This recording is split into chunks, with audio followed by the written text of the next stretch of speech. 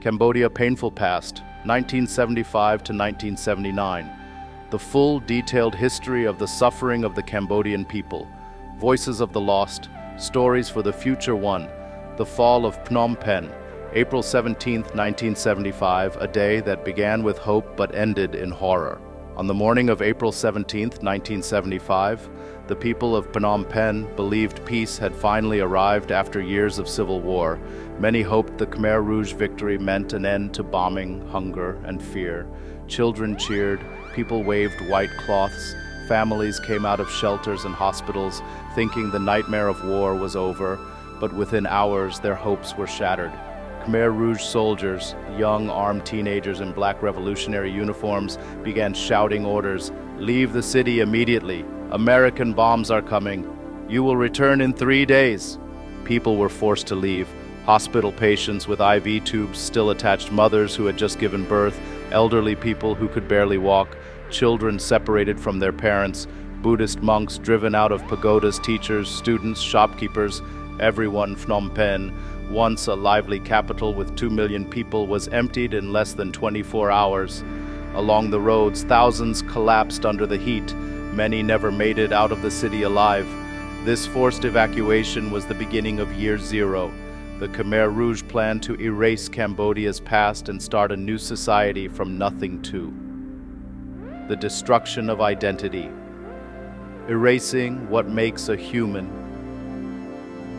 When the Khmer Rouge gained full control, they began destroying everything connected to modern life, culture, or individuality. They banned money, suddenly worthless markets and trade, forbidden religion. Monks were defrocked or killed, schools and universities, education was dangerous, books, photos, art, all burned. Traditional ceremonies, weddings, festivals, funerals, family loyalty seen as a threat to Angkor. Everyone became a number assigned to labor camps. Names, personal stories, identities were erased. Even basic emotions were dangerous. Crying meant you were weak. Showing love to your family was individualistic. Speaking privately was rebel behavior. People learned to hide their feelings. Life became silent, controlled, and stripped of meaning. The Khmer Rouge wanted to create a pure peasant society, but what they created was a country where humanity was denied at every level.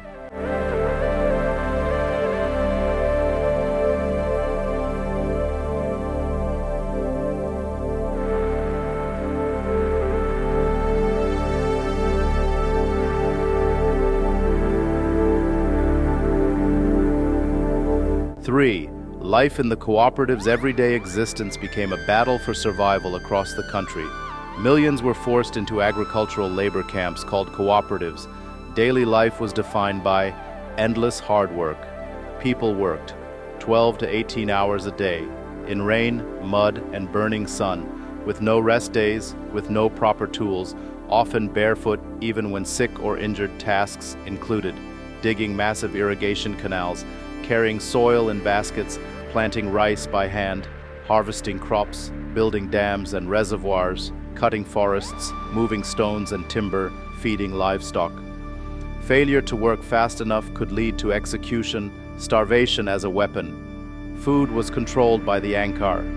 Meals were tiny bowls of watery porridge, often just rice water. Many had to survive on leaves, grass, insects, snails, tree bark, frogs. Anything that kept them alive. People were constantly hungry. Mothers gave their portions to children. Some died with their stomachs completely empty. Disease and exhaustion. With no medicine or rest, small illnesses became deadly. Malaria, diarrhea, dysentery infections, fever, malnutrition, vitamin deficiency, snake bites. Thousands died in the rice fields, too weak to continue. Labor camps became silent graveyards. 4.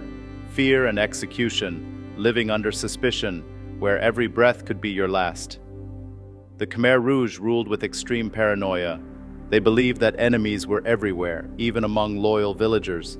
Anyone with knowledge or skill was a threat. Teachers, doctors, engineers, students, writers, artists, musicians, monks, officials, soldiers of the old government, those who spoke French, English, Thai, Vietnamese, people who wore glasses, a symbol of education. Even simple things could lead to execution. Crying, finding food in the forest, whispering, asking questions, being sick, having soft hands, meaning not a farmer. People disappeared at night and were never seen again. S21, Tuol Sleng. This prison became the center of torture and execution.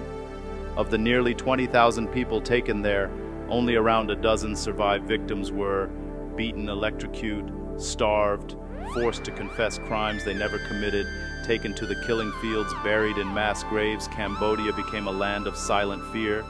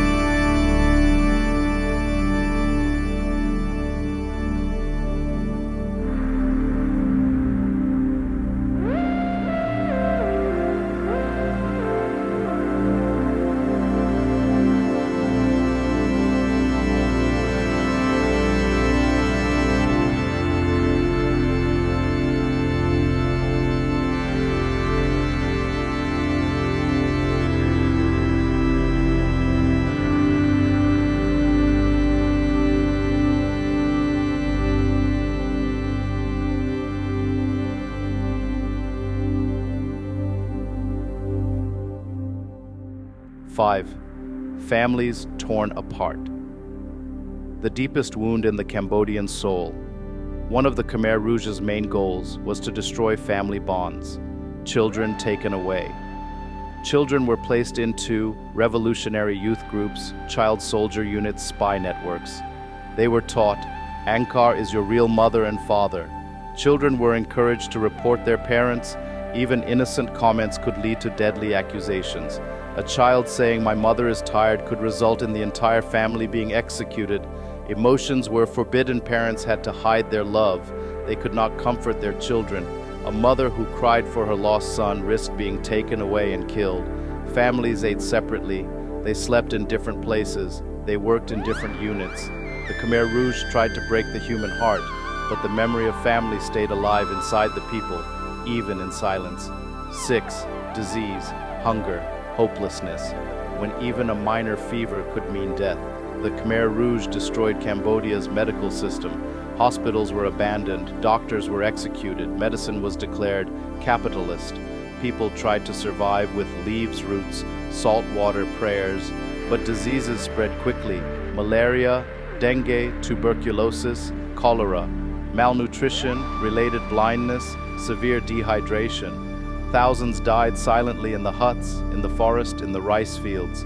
People were buried without proper funerals. Sometimes 3 or 4 bodies shared one grave because there was no time to dig more. The country became a land of bones. 7. The end of the nightmare, January 7th, 1979. When light finally returned after 4 years of darkness on January 7th, 1979, Vietnamese forces entered Cambodia. For survivors, it was the first moment of hope in 4 long years. Some cried, some collapsed, some called for their families, not knowing if they were alive. The Khmer Rouge fled into the jungles. People slowly returned to their villages. They searched for their loved ones, often finding empty houses and silent fields. A country broken, but alive. Cambodia was left with empty cities, destroyed infrastructure, mass graves across the land, orphans with no families, survivors traumatized for life. But the people survived. They rebuilt, they preserved their stories, and they carried the memory of those who never returned. Between 1975 and 1979, nearly 2 million Cambodians died.